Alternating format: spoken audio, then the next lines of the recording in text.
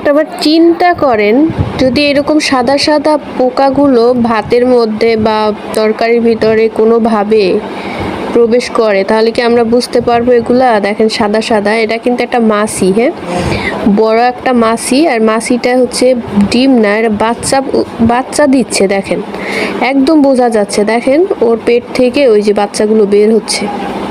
কিন্তু মাছি এরকম বাচ্চা দেয় আমি কখনো দেখি নাই, এই ফার্স্ট টাইম। দেখেন কী রকমের মানে হাইটে হাইটে যাচ্ছে একদম, মানে ওই যে পচা ময়লার ভিতরে যেরকম অনেক পোকা হয় ঠিক সেরকম। এই যে দেখেন একদম স্পষ্ট দেখা যাচ্ছে। আমি হচ্ছে রান্না বান্না শেষ করে রুম গুছাচ্ছিলাম, তারপরে হচ্ছে চুলার পাটটা পরিষ্কার করার জন্য আসছি, এসে দেখি এই অবস্থা।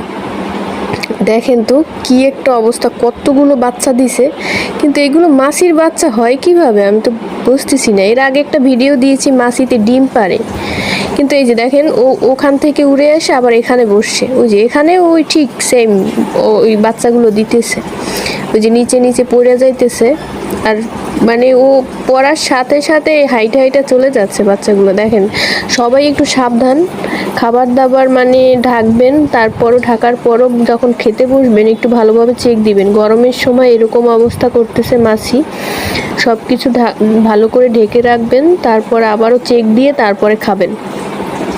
একটা মাছিতে এর আগে আমি ভিডিও দিছি, ওটা হচ্ছে ছোটো মাছি, ওটা ডিম দিচ্ছিল। আর এই বড় মাছিটা ডাইরেক্ট বাচ্চা দিচ্ছে, আর একদম মানে বাচ্চা, মাছির বাচ্চা এরকম হয় পোকার মতো। দেখেন কিলবিল কিলবিল করতেছে, হাইটে হাইটে চলে যাচ্ছে পড়ার সাথে সাথে। ওই যে দেখেন বাচ্চা দিচ্ছে, ওইখানে কতগুলো দিছে, আবার ওইখান থেকে যখন আমি ভিডিও করতেছিলাম উড়ে এসে আবার এই